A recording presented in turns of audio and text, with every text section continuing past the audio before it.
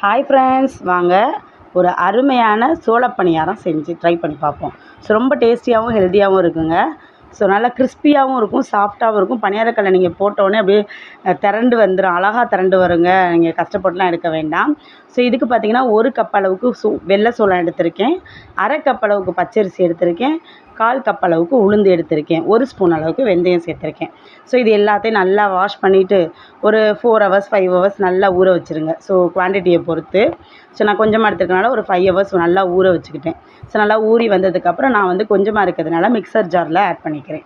So நீங்கள் வந்து எப்படின்னா நிறைய போட்டிங்கன்னா கிரைண்டரில் ஆட் பண்ணிக்கோங்க. ஸோ நல்லா மிக்சர் ஜாரில் நமக்கு பணியார பக்குவம், அதாவது இட்லி மாவு பக்குவத்துக்கு நல்லா நைஸாக அரைச்சி எடுத்துக்கணும். ஸோ அரைச்சி எடுத்துக்கிட்டு அது கூட உப்பு போட்டு கலக்கி நம்ம வந்து புளிக்க வச்சிடணும். ஸோ இட்லி மாவு எப்படி புளிச்சு வருமோ அந்த மாதிரி உப்பு போட்டு நல்லா கலக்கி புளிக்க வச்சிடணும். ஸோ நல்லா புளிச்சு பொங்கி வந்துடுங்க. பொங்கி வந்தோன்னா நான் வந்து இப்போ கார பணியாரம் தான் செய்ய போகிறேன். ஸோ இதுக்கு வந்து நம்ம தாளிப்பு கொடுத்து நம்ம பணியார சட்டியில் ஊற்றி எடுக்க வேண்டியது தான். ஓவர் நைட்டு ஃபுல்லாக நல்லா ஊற வச்சு புளிக்க வச்சு எடுத்துட்டேன். ஸோ பாருங்கள் நல்லா பொங்கி வந்திருக்கு.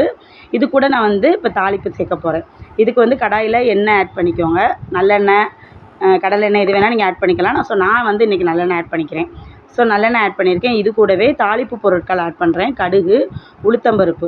ஸோ இது கூடவே நீங்கள் கடலைப்பருப்பு, முந்திரி பருப்பு, பாதாம் பருப்பு எல்லாமே ஆட் பண்ணிக்கலாங்க. அது உங்களுடைய விருப்பம்தான். நல்லா டேஸ்டியாக இருக்கும். ஸோ நல்லா பொரிஞ்சு வந்ததுக்கப்புறம் ஒரு காஞ்ச மிளகாய் 4-5 நல்லா பிச்சு போட்டிருக்கேன், கருவேப்பிலை, பெருங்காயத்தூள். ஸோ இதையும் சேர்த்து நல்லா வந்து பொரிஞ்சு வந்துடணும். ஸோ இதை வந்து இந்த நம்ம பணியார மாவில் வந்து ஆட் பண்ணிக்க போகிறோம்.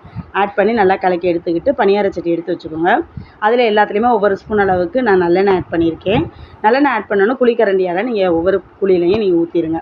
ஊற்றி ஒரு லிட்டு போட்டு நல்லா மூடி வச்சுருங்க. ரொம்ப ஃபுல் ஃப்ளேமில் வச்சிடாதீங்க, ரொம்ப கம்மியாகவும் வச்சிடாதீங்க. மீடியம் ஃப்ளேமில் வைங்க. இல்லைன்னா கரிஞ்சு போயிடும்.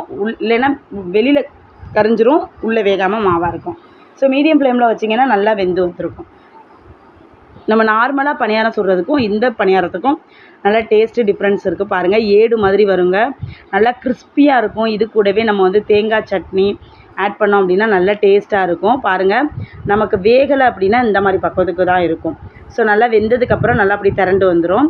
பாருங்கள், நல்லா ஊற்றி எடுத்துட்டேன். ஸோ இதுக்கு பார்த்தீங்கன்னா தேங்காய் சட்னி நான் ஆட் பண்ண போகிறேன். நல்லா வேர்க்கடலை, தேங்காய், வரமிளகாய் இதெல்லாம் போட்டு உப்பு போட்டு பூண்டு 2 பல் வச்சு நல்லா நைஸாக அரைச்சிட்டு கடுகுத்தம்பருப்பு போட்டு தாளித்து கருவேப்பிலை போட்டு தாளித்து நான் வந்து தொட்டு சாப்பிட்றேன். செம்ம டேஸ்டியாக இருந்துச்சுங்க. நம்ம நார்மல் பணியாரத்துக்கும் இந்த பணியாரத்துக்கும் செம்ம டிஃப்ரென்ஸ் இருக்குது. ட்ரை பண்ணி பாருங்கள். பிடிச்சிருந்தா லைக் பண்ணி சப்ஸ்கிரைப்